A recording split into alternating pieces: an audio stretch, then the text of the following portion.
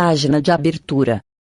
Do livro Fonte Viva, psicografado por Francisco Cândido Xavier, pelo Espírito Emmanuel. Número da mensagem: 135. Título: Desculpa sempre. Se perdoardes aos homens as suas ofensas, também vosso Pai Celestial vos perdoará. Jesus, Mateus 6,14. Por mais graves te pareçam as faltas do próximo, não te detenhas na reprovação. Condenar é cristalizar as trevas, opondo barreiras ao serviço da luz. Procura nas vítimas da maldade algum bem com que possas soerguê-las, assim como a vida opera o milagre do reverdecimento nas árvores aparentemente mortas. Antes de tudo, lembra quão difícil é julgar as decisões de criaturas em experiências que divergem da nossa. Como refletir, apropriando-nos da consciência alheia, e como sentir a realidade usando um coração que não nos pertence. Se o mundo hoje grita alarmado em derredor de teus passos, faze silêncio e espera. A observação justa é impraticável quando a neblina nos cerca. Amanhã, quando o equilíbrio for restaurado, conseguirás suficiente clareza para que a sombra te não altere o entendimento. Além disso, nos problemas de crítica, não te suponhas isento dela. Através da nociva complacência para contigo mesmo, não percebes quantas vezes te mostras menos simpático aos semelhantes. Se há quem nos ame as qualidades louváveis, há quem nos destaque as cicatrizes e os defeitos. Se há quem ajude, exaltando-nos o porvir luminoso, há quem nos perturbe, constrangendo-nos à revisão do passado escuro. Usa, pois, a bondade e desculpa incessantemente. Ensina-nos a boa nova, que o amor cobre a multidão dos pecados. Quem perdoa, esquecendo o mal e avivando o bem, recebe do Pai Celestial, na simpatia e na cooperação do próximo, o alvará da libertação de si mesmo, habilitando-se a sublimes renovações. Emmanuel. E agora, a palestra. Olá, meus irmãos, minhas irmãs, do Grupo Espírita Francisco de Assis, e todos aqueles que vierem a ter contato com esse esforço do Jefa de manter o estudo das obras básicas pelas linhas amigas, pelas ondas amigas da internet, com o objetivo de divulgar as obras básicas da doutrina espírita, especialmente para aquelas pessoas que, por qualquer motivo, não estão podendo ir às casas espíritas, que já voltaram às suas atividades normais. Então, para atender a essas pessoas e também para permitir que as pessoas em casa possam ter um meio de reflexão e de estudo da doutrina, o Jefa segue com essa tarefa que foi implementada com muito êxito durante a pandemia, mas que permanece com esse objetivo. Aqui quem vos fala é Jorge Coelho, E eu estou aqui hoje, mais uma vez, com muita alegria e com bom ânimo, contando também com a boa vontade, o bom ânimo e a paciência dos que me ouvem, para que possamos dar continuidade ao estudo de O Evangelho segundo o Espiritismo, hoje com o capítulo 21, cujo título é Haverá falsos cristos e falsos profetas. Nós vamos ver hoje, particularmente, o subtítulo Não creiais em todos os espíritos.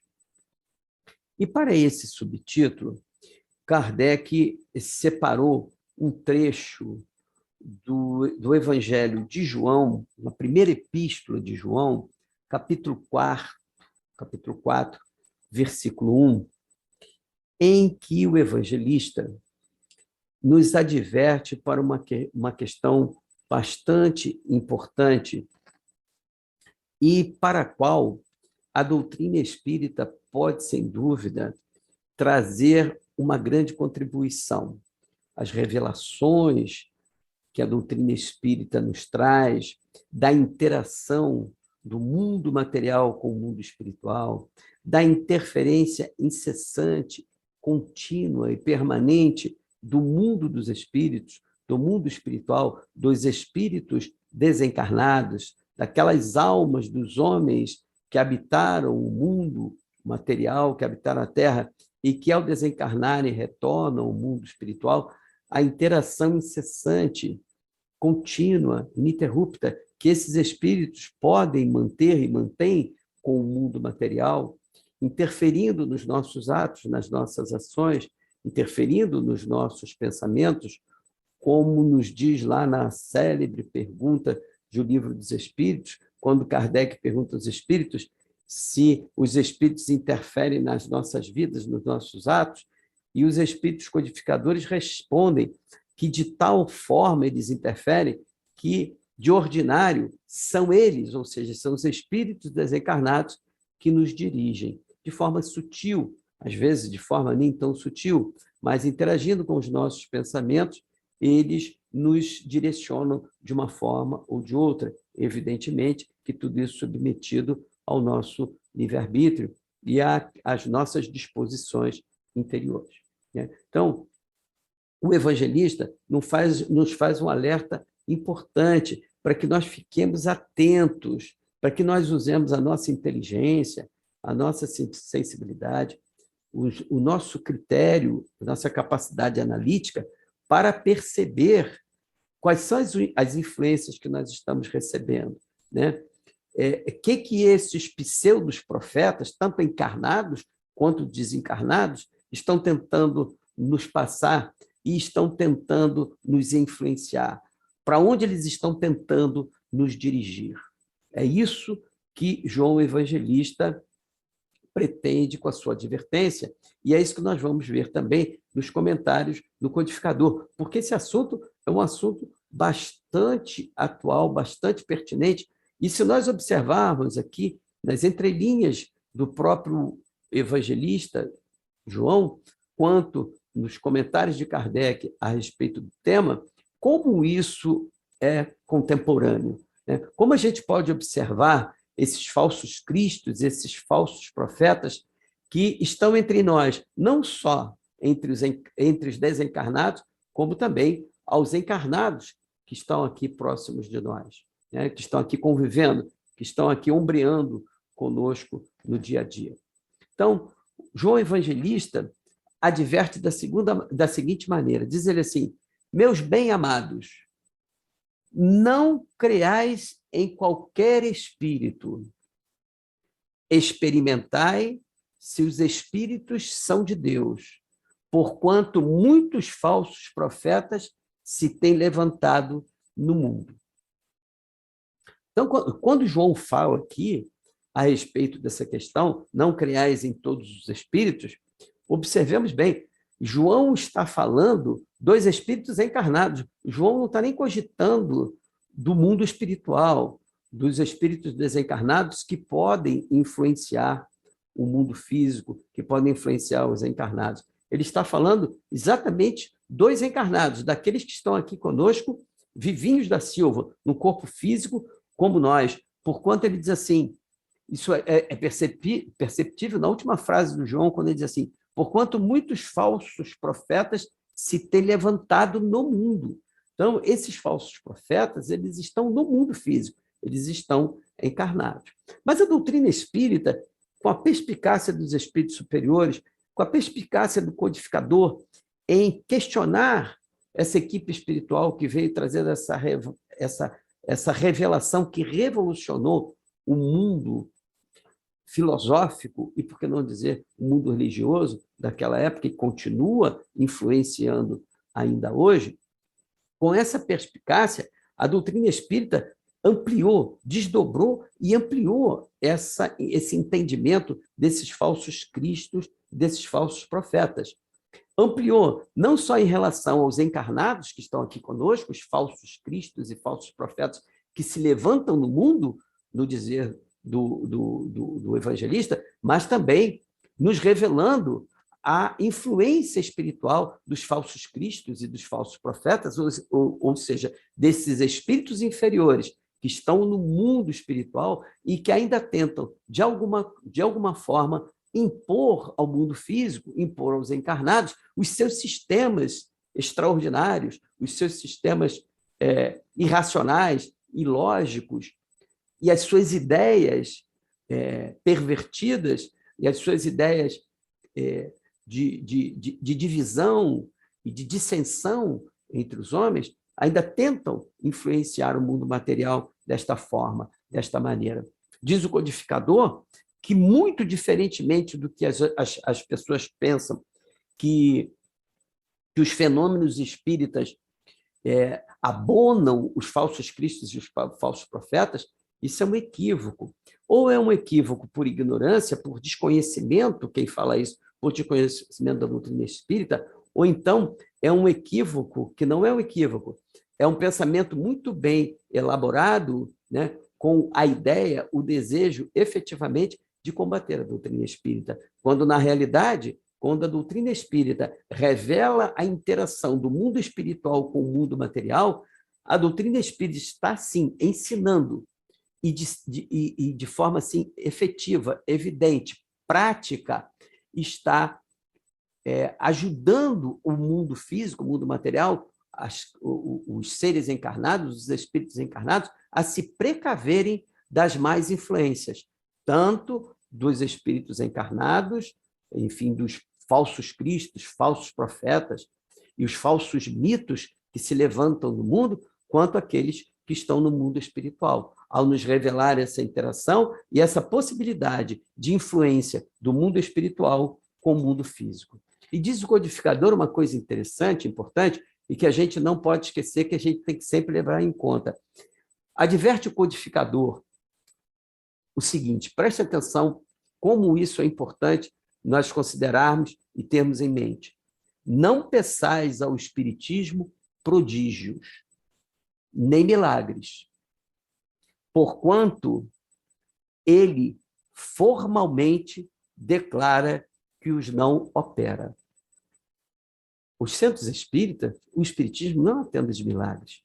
O Espiritismo não promete milagres, não promete prodígios, enfim, o Espiritismo apenas revela as leis naturais desconhecidas pelos homens. São as leis naturais que regem o mundo espiritual, que regem as relações do mundo espiritual com o mundo material, leis essas que eram desconhecidas pela humanidade até a chegada da doutrina espírita, até a codificação de Kardec dos ensinamentos dos espíritos.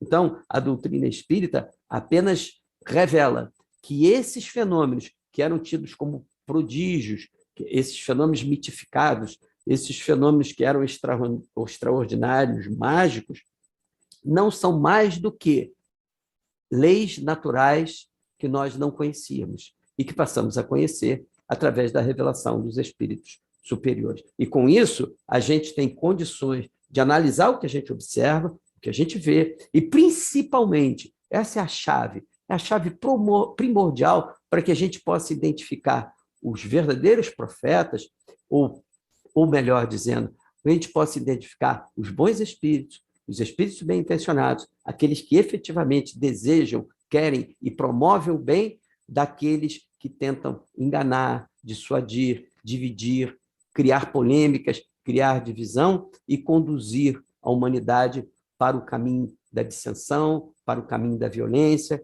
para o caminho do embate.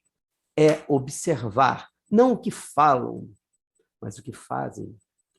O resultado daquilo que fazem, como agem, quais são os seus sentimentos, como essas criaturas, encarnadas ou desencarnadas, reagem diante da dor e do sofrimento, reagem diante dos grandes desafios da humanidade, dos grandes desafios da dor e do sofrimento que impostos aos seres humanos. Essa maneira de agir, essa maneira de viver, de vivenciar, é que separam os bons espíritos daqueles que tentam iludir, daqueles que tentam enganar. E completa o codificador de uma forma bastante prática, bastante lógica e racional. Diz ele assim: do mesmo modo que a física, a química, a astronomia, a geologia revelam as leis do mundo material, o espiritismo revela outras leis desconhecidas, as que regem as relações do mundo corpóreo com o mundo espiritual. Leis que, tanto quanto aquelas outras da ciência, são leis da natureza.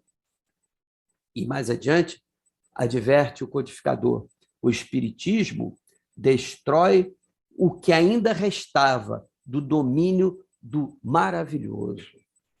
Então, aquelas coisas extraordinárias que as pessoas observavam, que viam, e que não conseguiam entender o que estava acontecendo, e que, por isso, exaltavam determinadas criaturas, nos nossos casos, por exemplo, os médiuns, né, que eram exaltados como seres luminares, como, enfim. Não, aquelas coisas todas estão dentro das leis da natureza, tem um propósito, tem um objetivo.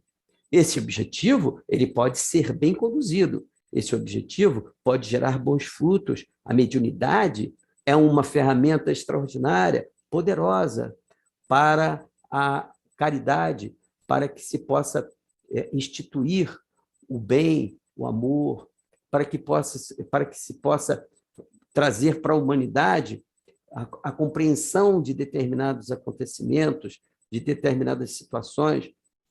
A mediunidade pode, sim, aplacar a dor, o sofrimento. A mediunidade pode esclarecer, iluminar os corações, tanto de encarnados quanto de desencarnados. Então, a mediunidade, utilizada dessa forma, dessa maneira, ela é um instrumento poderoso, né?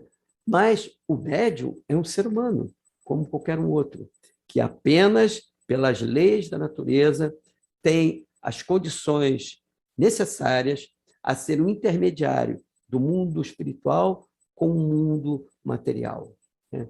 Mais do que um talento, na realidade, que possa distingui-lo ou colocá-lo acima do resto da humanidade, na realidade, a mediunidade é compromisso espiritual, que faz do médium, antes de tudo, acima de tudo, um servidor de todos, né? Um promovedor da caridade e da fraternidade, da caridade segundo a doutrina espírita, daquela caridade da mão direita que faz sem que a mão esquerda veja, daquela caridade desinteressada de toda e qualquer retribuição, seja a retribuição pecuniária, econômica, seja a retribuição do poder, do conhecimento, né? A retribuição midiática, todas essas coisas não se coadunam com o exercício mediúnico. Vamos mais adiante, quando o codificador nos diz assim: quem, portanto, se sentisse tentado a explorar em proveito próprio os fenômenos, fazendo-se passar por Messias de Deus, não conseguiria abusar por muito tempo da faculdade alheia, não poderia abusar por muito tempo da credulidade alheia, e seria logo desmascarado. E como? Por que seria desmascarado quem tentasse abusar, através do exercício mediúnico, dos fenômenos mediúnicos, da credulidade alheia? Na medida em que as pessoas, conhecendo essas leis reveladas pela doutrina espírita, poderiam avaliar aqueles fenômenos e logo desvendar aqueles que estivessem tentando se passar por alguma coisa, ou aqueles que estivessem tentando iludir as pessoas através da produção de determinados fenômenos que, na realidade, seriam prestidigitadores e não médios efetivamente. Mais adiante, vamos ver uma outra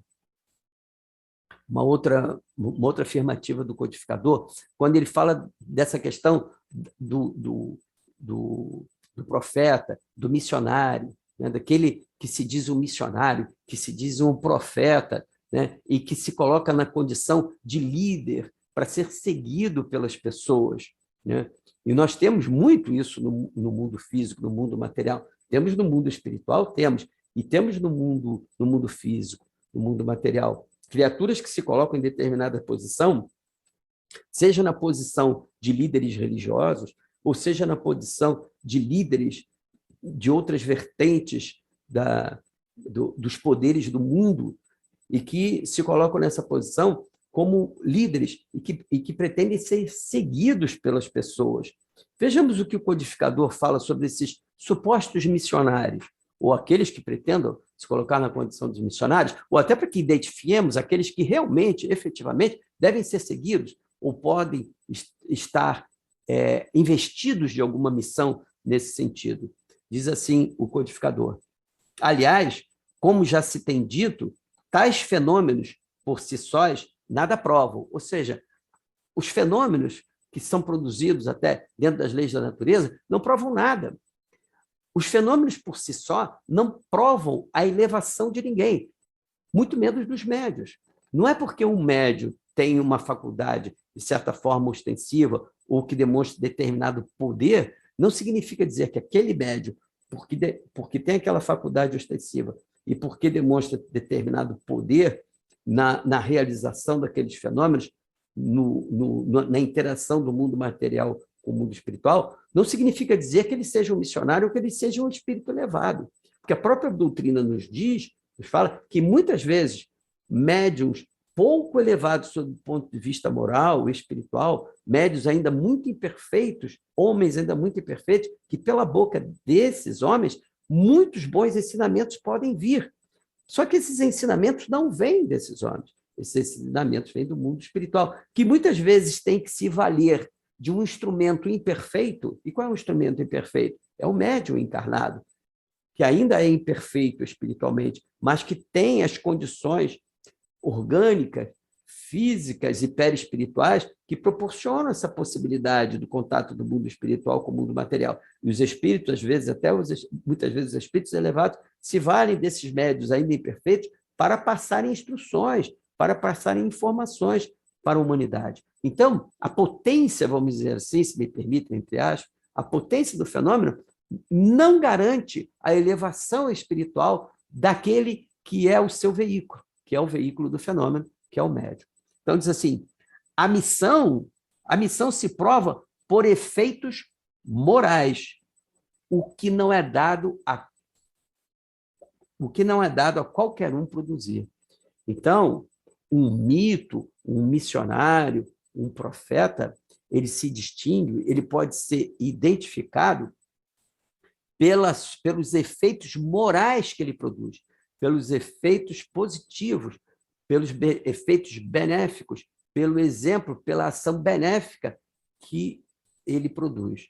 Isso é que pode nos distinguir os falsos profetas dos verdadeiros espíritos, dos verdadeiros profetas, dos verdadeiros missionários. Mais adiante, o codificador nos diz o seguinte: o Espiritismo revela outra categoria bem mais perigosa de falsos cristos e de falsos profetas, que se encontram não entre os homens, mas entre os desencarnados.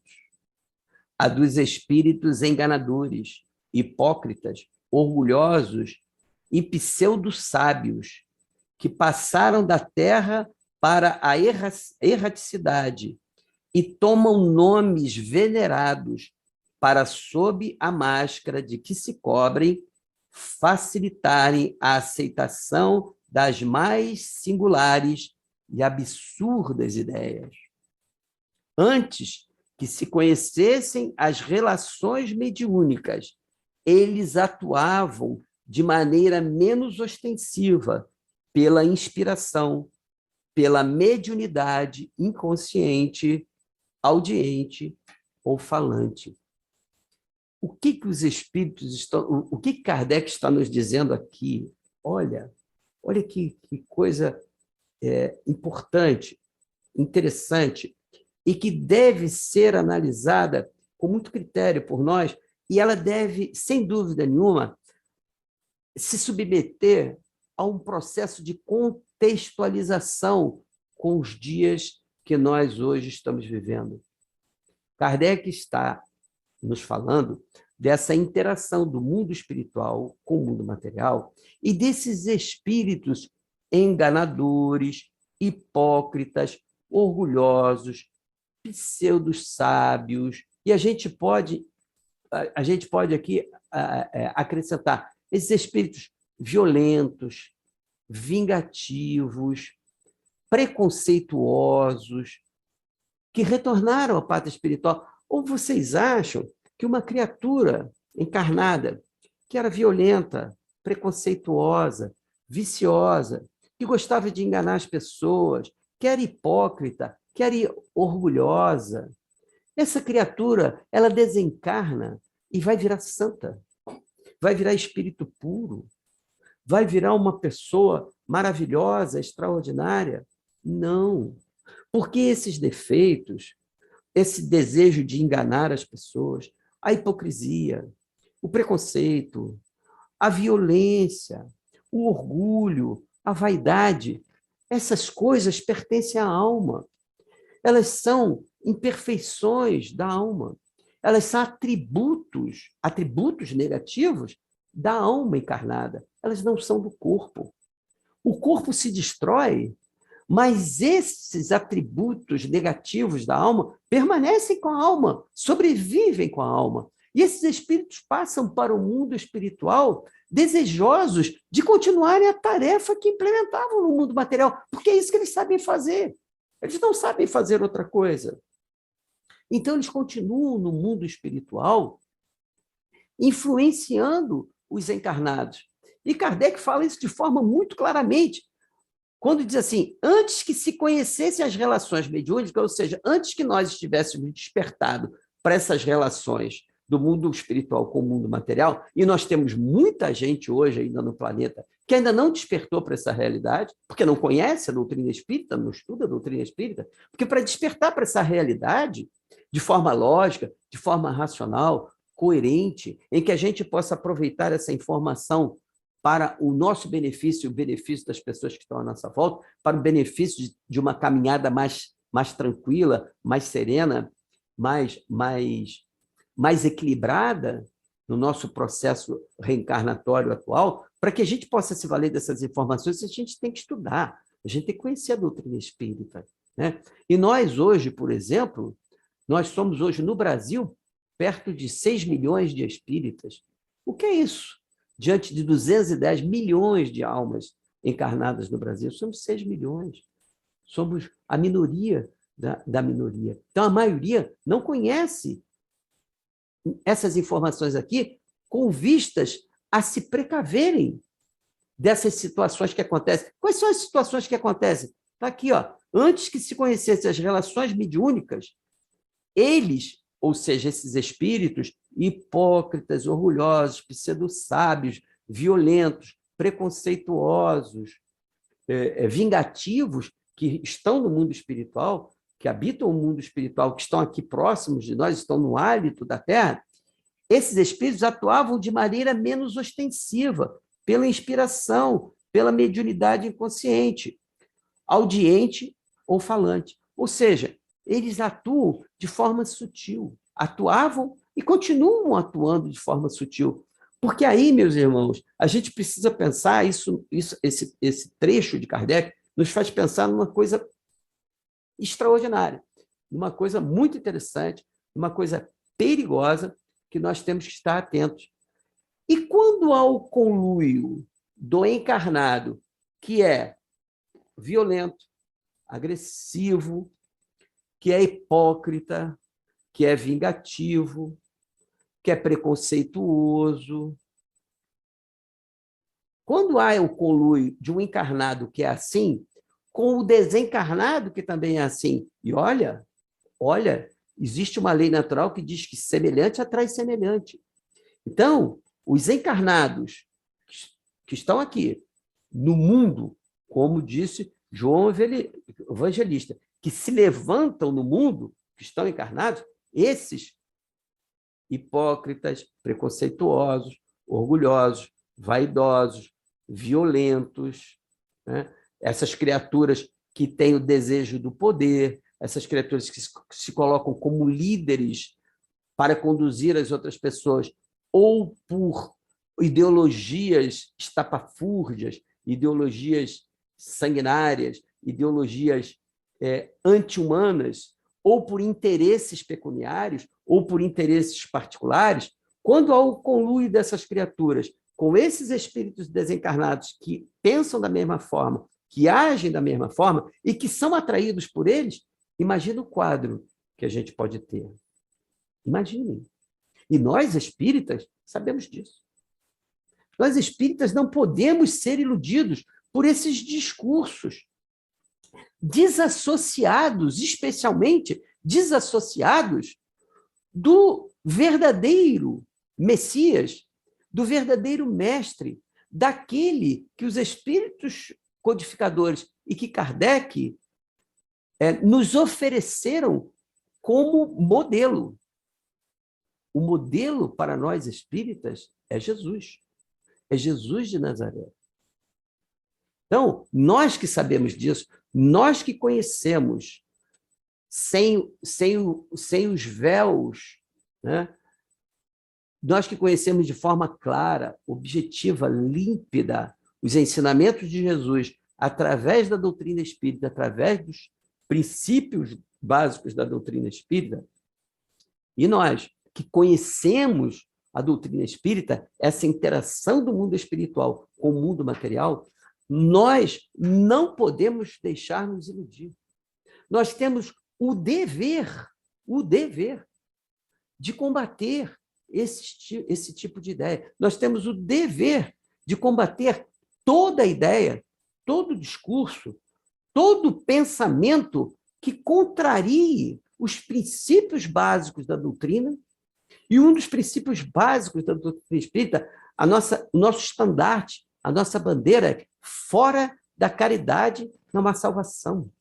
E a bandeira do Cristo, amar ao próximo como a si mesmo.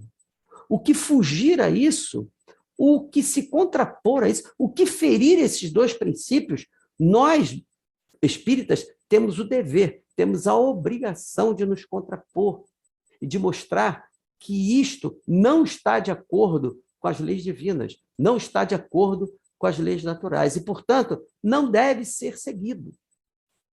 É isso. É de uma forma clara, objetiva, o que Kardec está nos oferecendo aqui, sobre essa questão dessa interação.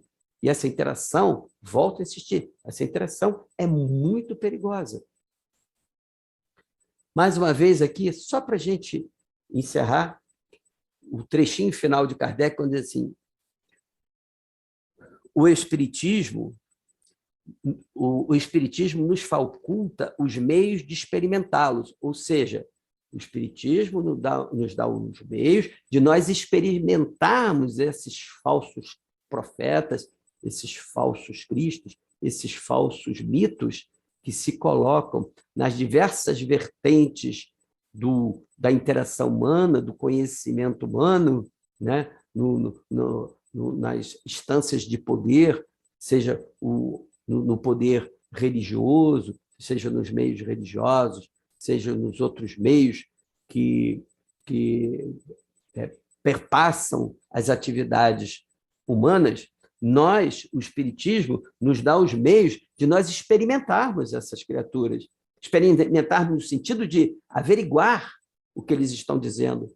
E, principalmente, mais do que o que eles estão dizendo, a forma como eles atuam, o resultado do que eles fazem, o resultado do que eles dizem. Nós temos condições, nós temos o conhecimento para experimentá-los e para colocá-los à prova e para desmascará-los.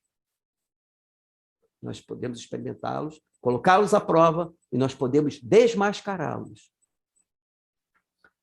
O Espiritismo nos faculta os meios de experimentá-los, apontando os caracteres pelos quais se reconhecem os bons espíritos, caracteres sempre morais, nunca materiais. As características primordiais de um espírito superior, de bons espíritos, sejam encarnados ou desencarnados, são os caracteres morais, são as suas perfeições morais, a sua bondade, a sua benevolência, a sua misericórdia, a sua sensibilidade diante da dor alheia, a sua capacidade de promover o bem, de promover a justiça, de promover a concórdia, de promover a união, de promover o bem-estar físico e material das criaturas que estão à sua volta, seja nos círculos restritos onde nós nos encontramos, muitas vezes no seio familiar, seja nos círculos mais alastrados, né? do ambiente de trabalho onde nós estamos, onde nós atuamos no trabalho, na vizinhança, na comunidade, no bairro, na cidade ou no país. É isso que diferencia, é isso que caracteriza um espírito superior, um bom espírito. São os seus caracteres morais, são as suas virtudes, e não as questões materiais. E completa o codificador. E a maneira de se distinguirem dos maus os bons espíritos, que principalmente podem...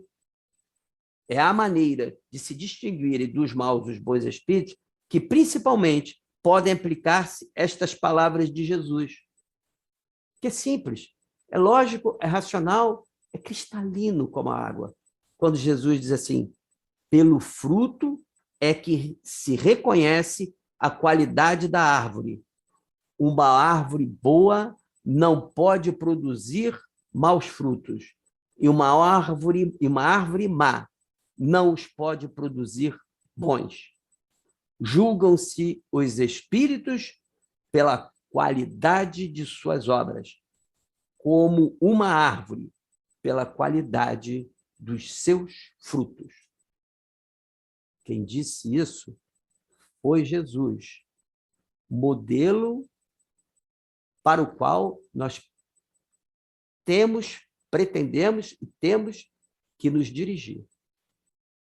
É Jesus quem nos ensina isso. Então, qualquer discurso, qualquer orientação, qualquer ação que desminta os ensinamentos de Jesus e que vá contra os princípios da caridade, da fraternidade, da benevolência, da união entre as pessoas, da paz entre as criaturas e entre os povos. Tudo aquilo que semear a violência, a dissensão, a agressão, tudo aquilo que dividir as criaturas, tudo isso é contrário às leis divinas, tudo isso é contrário aos ensinamentos de Jesus e tudo isso é fruto de espíritos inferiores, sejam encarnados ou desencarnados. Então, não se pode compreender, não se pode entender que criaturas que dizem seguir ao Cristo, seguir a Jesus, e mais ainda, não se pode entender, compreender criaturas que dizem ter como modelo Jesus, conhecedores dos princípios da doutrina espírita, conhecedores da interação do mundo espiritual com o mundo material, conhecedores da lei da reencarnação, se associando a discursos de ódio, de violência e de preconceito. Que Jesus nos abençoe e nos ampare hoje e sempre. Agradeço a atenção e a paciência de vocês e até uma próxima oportunidade, se Deus assim o permitir. Fiquem em paz.